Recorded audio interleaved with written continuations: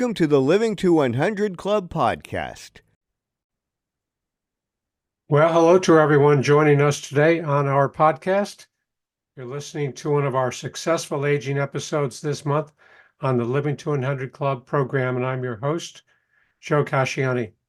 Each week, our conversations educate and inspire, helping you get the best out of all the years we're given, regardless of what obstacles come our way. You can learn more about our club at our website. Be sure to take a look at our new training and activities manual titled Better, Longer, and Happier, a guide to aging with purpose and positivity. This is a series of 12 modules in a card deck format developed for life enhancement directors at senior living communities. We teach more about the principles of psychologically healthy aging and how to engage senior residents in activities that are cognitively challenging and foster a positive mindset.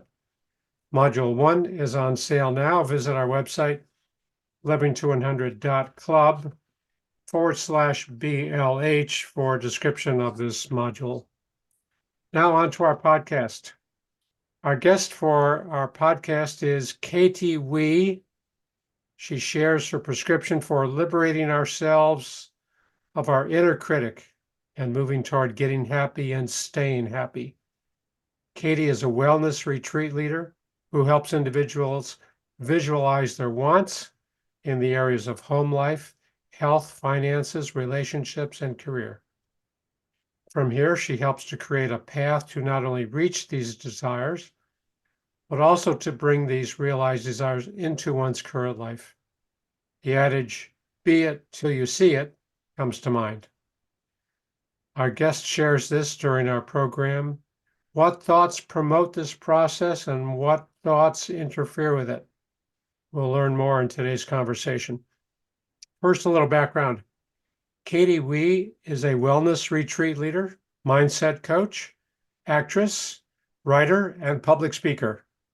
Katie breathes yoga. She grew up with parents who owned 3 yoga studios and practiced alongside her father, a yoga instructor.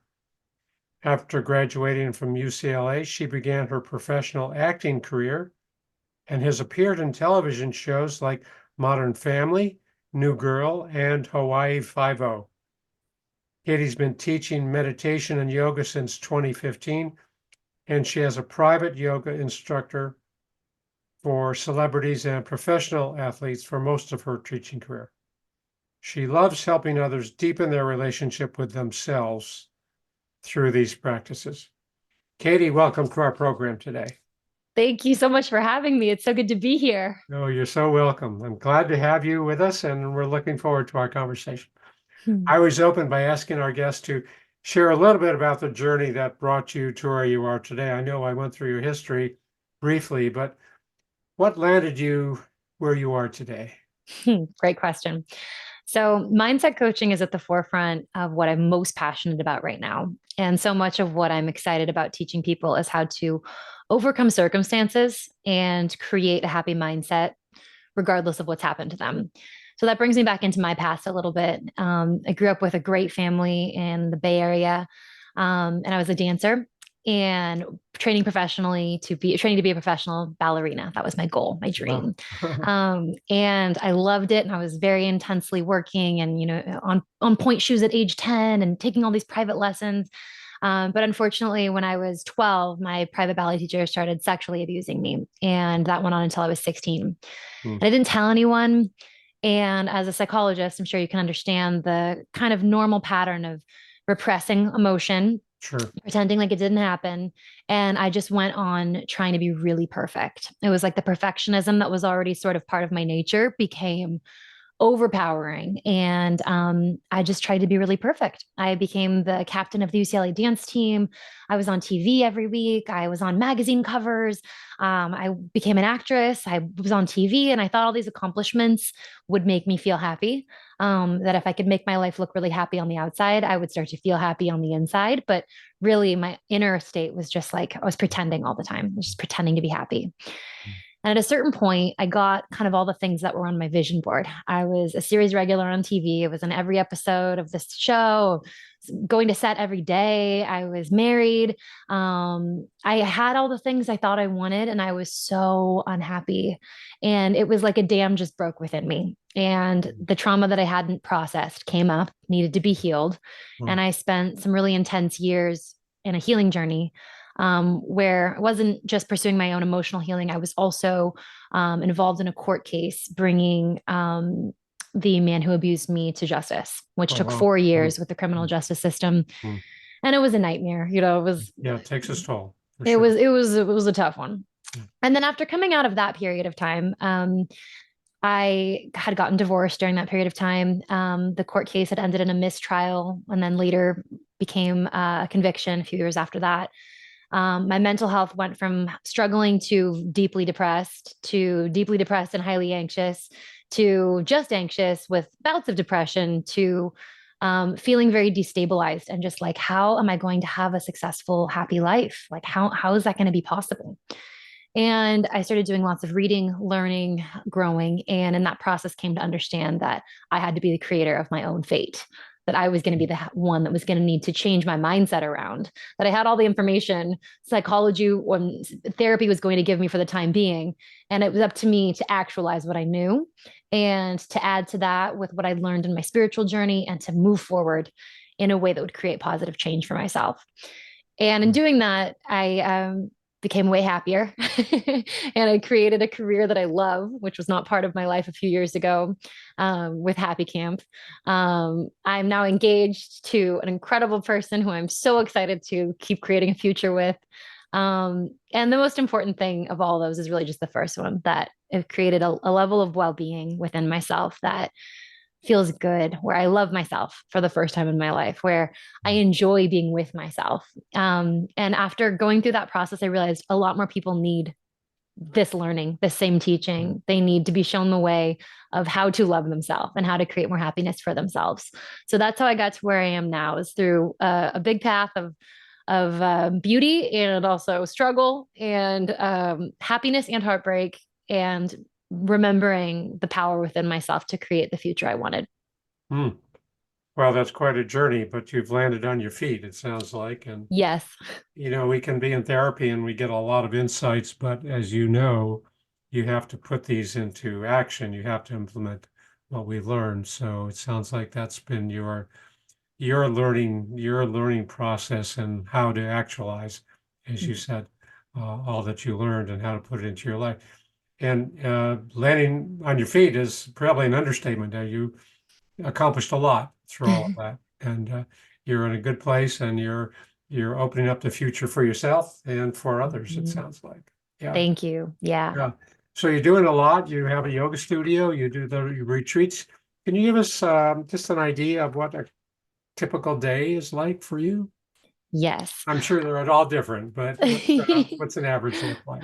An average day for me looks like meditating as soon as I wake up. I try to put as few things between me and meditation as possible to do my best to quiet my mind, relax, and then have my coffee. And then I love to get into a yoga class. Those are my favorite things to try to do first thing in the morning. Meditation and yoga gets me out of my mind, into my body. And then I come home and I have mindset coaching sessions on Zoom, like where we are right now in the afternoon. I try to leave some nice pockets in there so that I can take a walk, can make myself a good lunch. I try not to stack my schedule so that there's plenty of breathing room in between things. I also love to take Fridays off. It's the beauty of being self-employed. I always thought I want to have a 3-day weekend every weekend, and I do, and I love that. And then at night, I try to close the laptop and be done with, marketing, promoting, whatever else I'm doing for my business. By the time I close that laptop around 5:30, and I light the candles, which signifies welcoming in of the evening, of the relaxation time, a wind down schedule. I try to keep myself off of my phone, off of my email for the rest of the night. And I used to not cook dinner, but now I'm a new cook. So I start usually cooking around 5:30 or 6. I'm a novice, so I can't say that I'm cooking anything really exciting, but mixing ingredients. And then my fiance and I will have dinner. Sometimes we watch a show after dinner, and then try to get to bed and leave myself lots of time to read before bed. I really love reading. Hmm. What a rich day. It Wow. is. Yeah. Yeah. Fulfilling, I'm sure. Yes. Mhm. Wow. So, thank you. We mentioned in the opening, you do these retreats, the Happy Camp retreats. Tell us about them. Who attends? I can appreciate the fact that what you're wanting to do is kind of extend your reach, kind of put into practice in your retreats everything that you've learned and how you developed and help people get over some of those same hurdles. So I think that's a beautiful concept. Who attends these retreats and what goes on? How long do they last? Mhm. They go from a Thursday evening until a Sunday morning. And most of my clients tend to be women, though we have had some men, my dad included, which was really cool. My parents came to my last one. Um, Mostly women, and between the ages of maybe, let's say, 30 to 60. Hmm. Tends to be my last retreat in Sedona was mostly women between 40 and 60.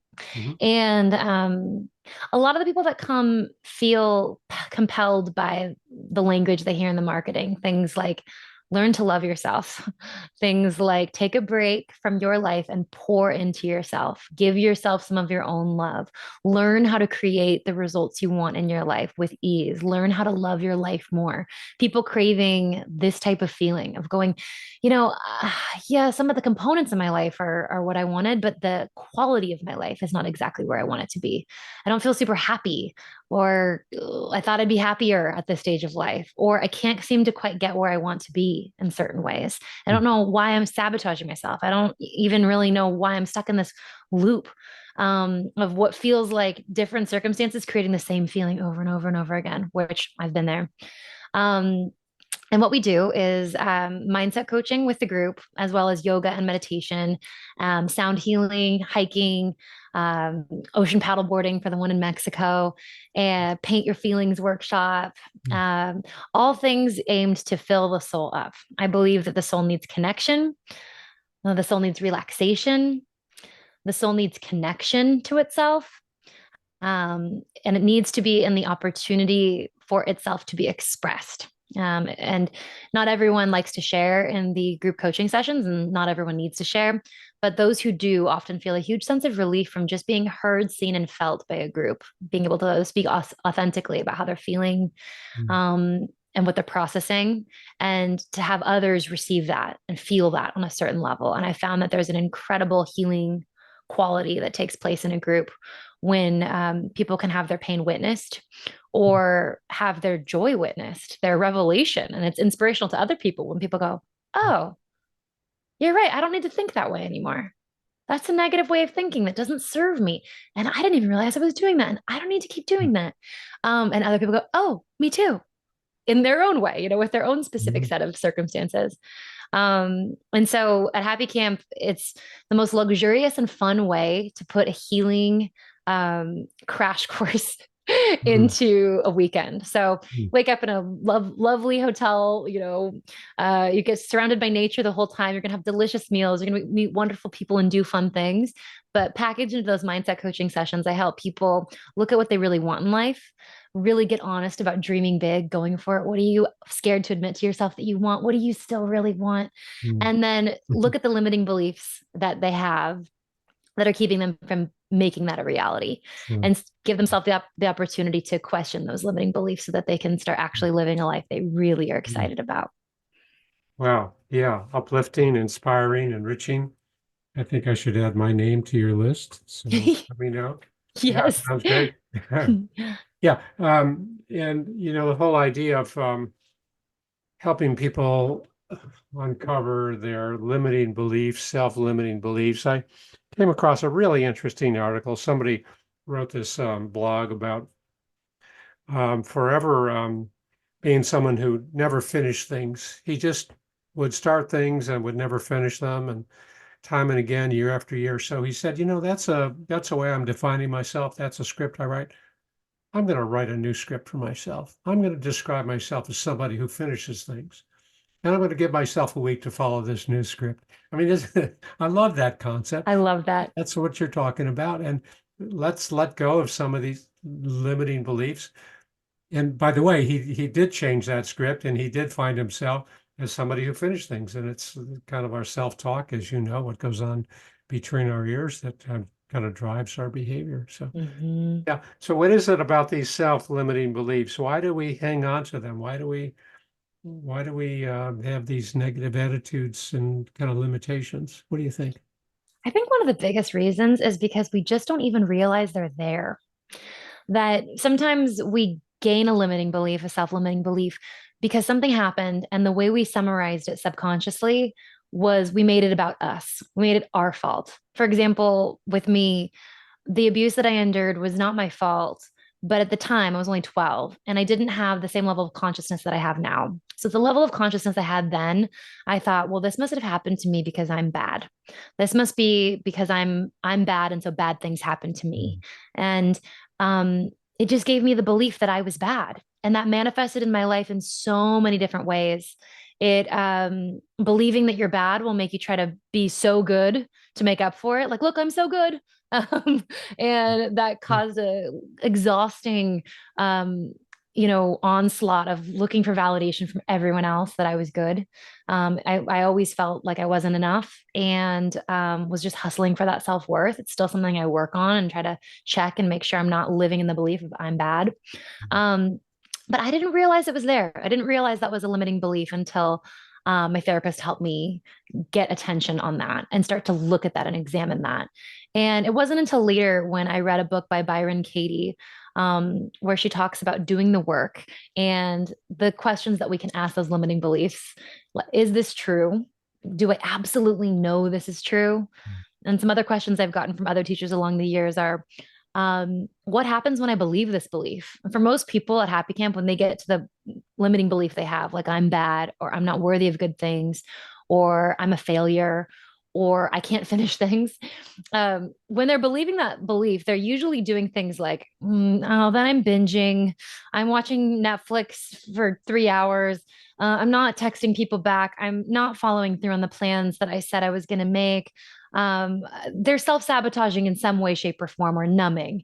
And when they look at what they do, when they're under the influence of that belief, most of them are like, oh my gosh, this is the laundry list of things that I'm trying to stop doing. This is all the stuff that is creating the negative results in my life that I'm trying to escape. And then you go, okay, and who would you be without this belief? And people start writing, and you see the wheels turning. And when people share, they're like, happy. I'd be grateful. I'd be someone who has what they want. And I just think that a lot of the reason why they're there is because we don't know that they're there. Truly. They're there. Sure. No, I think you're right. So what do you think comes first? The behavior, the kind of, obsessing about the emails or being a couch potato, or the self-limiting beliefs? You said they happen at the same time. Does the behavior trigger those beliefs, or do the beliefs trigger the behavior? I believe that it goes both ways, but mostly the belief triggers the behavior, and then the behavior re-triggers the belief. So you get into this cycle of you believe you're bad. So instead of doing, the project that you set out to do today, you watch TV all day long. And then you realize you did that, and you go, I watched TV all day long instead of doing that project that I said I was going to do. I'm bad. And so you reinforce it with the behavior. And then that becomes a really challenging loop to break out of for people, and they start to get frustrated. Boy, that's a real nugget. I think what you just said, that they cycle and one contributes to the other, and just stopping long enough to understand that cycle, that's a huge breakthrough, isn't it? Yeah. So I heard someone say once that, I know you've done a lot of work with happiness and understanding happiness. This person said, we do not need a reason to be happy. We need a reason to be unhappy. Like happiness is the default, that just is there. But when we're unhappy, there's something that's clouding over it. What do you think of that? I love that quote. And I also think it it applies more to a different time. I think of someone in the era of Lao Tzu or Socrates or Confucius saying that, because I think our nature is happiness. You meet a baby and they're just pure joy. I think it's our nature, and I think that the path to happiness is the path to coming back to who we are.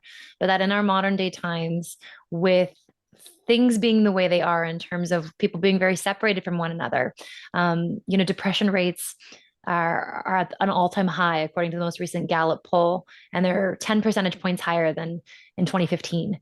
So a big spike. And I think that has to do a lot with people being separated and used to isolation from the pandemic and not exactly having, iced, like the ice hasn't melted from that totally. And I think more people than ever are sedentary and cut off from communication, sunlight, exercise. And then I think that there are societal influences like 24-hour news cycles that contribute to people getting constant programming and messaging that the world is in a state of atrocious disrepair. That's a horrific time to be alive, that everything is, as bad as it's ever been. And I think that as long as we're being fed those narratives and given very few outlets for nourishing the natural happiness within us, like sunlight and communication and laughter, and sweat, that more people than ever go, no, I need a reason to be happy. Not a reason to be unhappy. I'm naturally unhappy. I need a reason to be happy. I think that that's why my work feels to me especially pertinent right now, because I think it's a bit of a challenging time to be happy for a lot of people. Yeah. And how to rip ourselves away from a lot of that negative environmental, atmospheric, craziness, and not let that kind of color our day-to-day existence. So in your retreats, as you're helping people with this introspection and kind of uncovering these negative beliefs, how do you help people move beyond them? What's your prescription? How do you help people? Yeah, you examine those self-beliefs, and as you said, the books gave you some ideas, but can you say in a nutshell what you do to help people move beyond them? I help people understand the problematic nature of them first. You really have to help people understand how miserable that belief is making them and how it's playing out into effects in their life that create more misery for them, more unhappiness. And when they start to see how problematic it is, you lead them to who would you be without this belief? But then next, what's the opposite of this belief? If this belief didn't exist, what belief could exist? And people who might have previously said, if their limiting belief was, I'm a failure, the new belief could be, I'm a success. And then we say, okay, how could you create a narrative for your life that says this is true? Just take the facts of your life, and you're on a Model UN team, and your job is to create a story from the existing information in your life of how this new belief is true. And you put on some music and you just let people go pen to paper for 10 minutes. And they're kind of wheels are turning like, oh, I don't know. And then they start going and they go, oh, you know what? If I was choosing to see myself as a success, I would say, no, I'm the person who overcame that circumstance. And helping people realize that, things that they've been through that are challenging are not knocks on their resume. They're not blurs and, smudges on their perfect record. They are things that they have overcome, and asking them, who did they become in the process of overcoming that thing? What did they gain? What wisdom did they gain? How did they become more than they were before through overcoming those circumstances? What have they overcome? And helping them build a new empowered narrative based on overcoming and creating actual, genuine, positive self-concept, a positive self-concept based on a new belief. It's just shifting the lens a little bit, going, okay, I've been used to seeing myself as a failure. I've been used to seeing myself as somebody who doesn't deserve good things. What if I did deserve good things? Oh, well, that explains my husband, they're saying. Oh, well, that explains how this job just fell into my lap and I love it. And that explains how I got pregnant the third time without even trying. I wasn't even trying, and my child is such a blessing. But helping people just go, okay, if I were to apply the opposite of my limiting belief to my life currently, how could I make a case for that being true? And then going, if I were to apply that belief to my future, how would I act? So if I believed that, how does my day start? If I believe that I'm a failure, then maybe you snooze your alarm 5 times. If you believe that you're a success, what do? You set the alarm for a realistic time to wake up, and you get out of bed when you hear it. and you get straight onto your yoga mat to do your meditation if that's your first thing in the morning, or you get your coffee, you sit in the sunshine. But if you start believing that you are the new empowered belief, you believe that about yourself, how do you act differently? And we go through the entire day, and then we say, what things would be actually things that you're shooting for in your life now? And people will say things like, oh, yeah, I would actually start trying for that promotion, or I would actually be willing to put myself out there and start dating. And it's really exciting to see people get excited and empowered at realizing that they can shift their own belief system. What great information. Yeah, we're really talking about helping people redefine themselves, reinvent themselves, and not let those old beliefs still control us, but we're seeing the power. We're seeing how we can be empowered with these new beliefs and letting go of those old definitions. I love to talk about this with seniors because so many times they're going through a lot of changes after retirement, or maybe a move, or maybe even a separation or divorce, or loss of a spouse. So how do they define themselves now? How do they let go of some of those old definitions and see themselves in a new way without it being limiting, without it being restricting? And I call it opening new doors. So I think we're working kind of on the same, maybe different channels, but with the same goals. Yeah, sounds like a couple of different age groups. Yeah, it. yeah, that's great. That's great. So the people that hold on to this unhappiness and don't want to move out of their comfort zone, what do you think? I mean, there are people that use that kind of as a it's almost a buffer, almost like a protection. I don't want to leave this place. What do you think? I read a book called The Big Leap by Gay Hendricks, who's a psychologist, and this defined what you're talking about so well to me. He talks about something called the upper limit problem, where people, myself included, I have found myself in this predicament many a times, get accustomed to a certain range of happiness. So imagining a thermostat set between 68 and 72, and that's your comfort zone. And if the thermostat, if you get happier than that, the heating system is going to kick on and bring it back down, or the cooling system, whatever is going to happen, or bring it up or down. And what happens is the body, he explains, has a memorized, familiarized comfort with how happy you're used to being. So let's say somebody's used to being 60% happy. Like, let's say it's a D, that's not very happy. That was me for a while. I was going through a divorce, a trial, a surgery, and depression all at once. And I was at a D for like 3 or 4 years. And then I would book a job and I'd go be on set with Alec Baldwin, and I'd be on this set having a great time, feeling like a total star, having a blast. And it was like great for 3 or 4 days. But then as soon as that job was done, I came home and I felt uncomfortable in that happiness, and subconsciously would do something to sabotage it. Like would order a whole pizza and eat a gallon of ice cream and feel terrible, and then start beating myself up about having done that, and then enter a shame cycle for a few days, or would pick a fight with my brother, or would, when I was single, I was on dating apps, and sometimes I would go scrolling through them and starting conversations with people who didn't even interest me at all. And it would make me feel more depressed than anything at the end. I was like, why would I even do that? And I think what happens, what Gay Hendricks talks about, is that the body feels unsafe in more happiness than we're used to. And so we have to be willing to be brave enough to push that upper limit of happiness, that when things get better, like everything's going well in your life at the same time, your job's great, your relationship's great, your health is great, things are going really well all at the same time. Instead of going, okay, now what's wrong? Let me create a problem, or even just think a stressful thought to create a problem so that I can go back to my comfort zone. We go, no, no, no, no, no. I'm going to be brave enough to stay.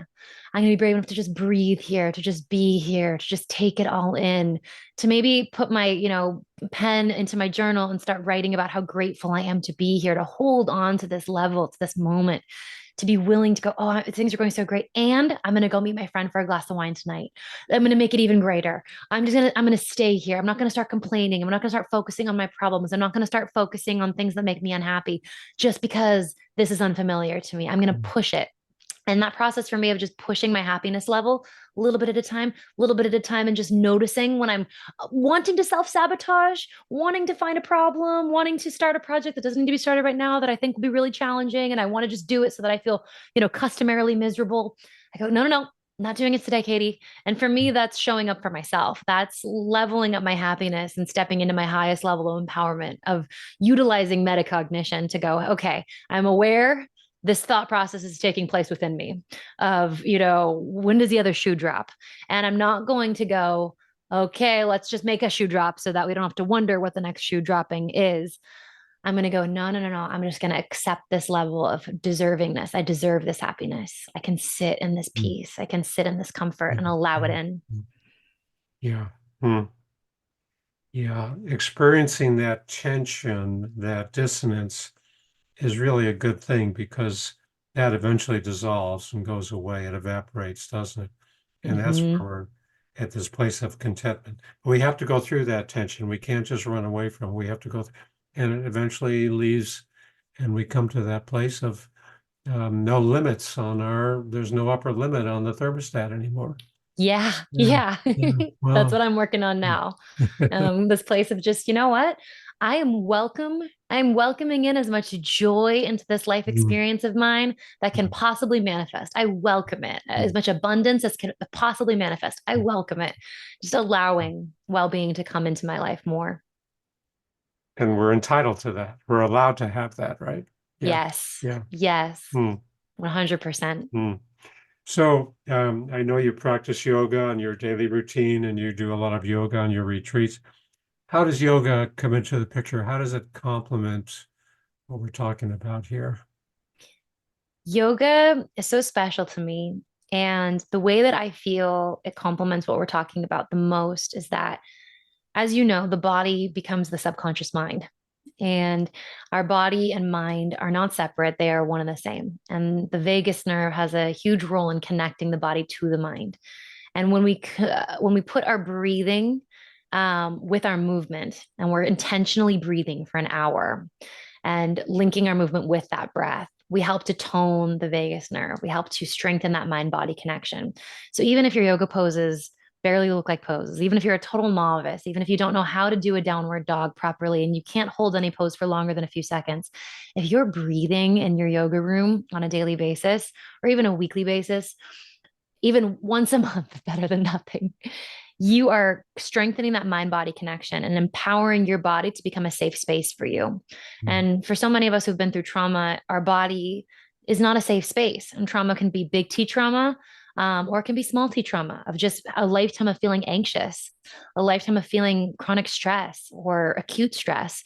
And when our body feels unsafe for us, it's pretty hard, no matter how relaxing your thoughts get, to create well-being in your entire being. The body has to start working with the mind. So I find that spending an hour just dedicated to breathing and movement, no matter how vigorous or relaxed it is one of the best things anyone can do to start creating an environment of peace for themselves, that it circulates beyond the mind and into the heart. The electromagnetic field of the heart is 25 times greater than the electromagnetic field of the head. And this beautiful field that we're living in of energy, we have the opportunity and the ability to change the energy of our field at all times with the thoughts we're thinking. But the thoughts can only go so far if the body is not a willing participant. So yoga helps the body come along with the mind, so that we can improve our level of well-being on a felt sense. It's not just an intellectual concept. It is a feeling, an feeling. And that is just my favorite thing to deliver to people on retreats is, hey, if you've never done yoga before, no problem. You're going to enjoy this process and you're going to leave feeling like, I love that snuggly feeling I get in my body from yoga. Wow. I was going to ask the next question, but you just answered it. I was going to say, how can you kind of advise our listeners to come to a state of this contentment and happiness if you had to give them some medicine right now? What would you tell our listeners? How can they reach this place of greater happiness? You can do this with me right now as you're listening. If you just close your eyes, take a deep breath in through the nose, out through the nose, letting go of any tension in your shoulders, in your jaw, allowing your body to let go of any story you've been telling it today, to relax. Allow your mind to soften, just noticing the inclination to think, the thoughts that might be coming through without judgment, just allowing them to keep flowing through like passing clouds. And take 3 breaths here, releasing tension and allowing well-being into your body. Relaxing deeper.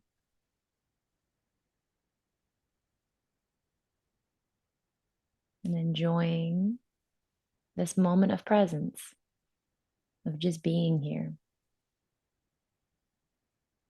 as the observer of your thoughts, as the observer of your physical sensations in the body. Knowing that you are this loving presence, this loving awareness. Gently open your eyes, feeling present and joyful. The simple act of just becoming present is one of the most joy-inducing activities one can do. You can do it with your eyes open, you can do it with your eyes closed, but just bringing yourself into presence and remembering that you are not your thoughts, you are not your body, you are the loving awareness that is present within this organism that you call Joe or Jackie or Kevin. And when you remember that, everything gets a little bit sunnier, a little bit more beautiful.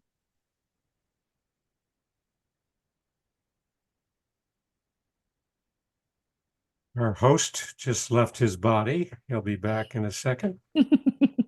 Thank you. Thank you, Katie. Yeah, that's so true. We are not our bodies. I talk about that a lot with people who have had some physical losses and maybe an amputation. And no matter what goes on with our bodies, we still have our mind, or we still have the I or me in there that can stay positive. So thanks for affirming that. Yeah. What a wonderful conversation. What's the takeaway for our audience? What would you like people to remember? Would just love people to remember that you're only one thought away from a better feeling. That when you take responsibility for the thoughts you're thinking, maybe not the first thought. First thought sometimes is just a reaction, but what's the second thought? Maybe you go, oh, that's ugly. And you go, okay, well, could we change that? That's not for me. Or, oh, this day is going to be awful. No, that's the first thought. Second thought could be, I'm going to make the most of this day. Choosing a more positive thought. And every time we do that, we create a better emotional environment for us to live in. Because how do you feel when you go, this is going to be an awful day? Bummed, hopeless, helpless. How do you feel when you say, I'm going to make the most of today? You feel inspired. You feel open. You feel happy.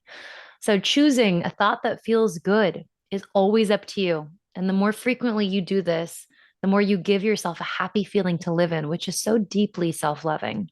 So be positive, not because that makes you more fun to be around, which it does. Be positive because it creates a better reality for you to live in, and you deserve that. Wow, that's wonderful. That's wonderful. That was priceless, priceless conversation. This was so It's fun. so much good. Yeah. I'm sorry to say it looks like we're out of time, but I just want to remind my listeners to visit my website, living200.club, sign up for my email list, and download a free copy of my 9 tips to make living longer enjoyable. And if you are affiliated with a senior living setting or community, be sure to look for my new training manual and activity guide, Better, Longer, and Happier. It's available on the website. Katie, thanks so much for being a guest on our show. This was priceless, as I said. For those who might want to contact you, how can they do that? My website is katiewee.com, and you can see all information about how to get in touch with me there. You can also see happy camp retreats that are coming up and links to coaching. I'm here to support you in any way that I can in your happiness journey. Thank you for having me. This is Uh, such a delight. you're most welcome. This was a lovely conversation. Thanks so much. And thanks to our listeners for tuning in. Hope to see you next time.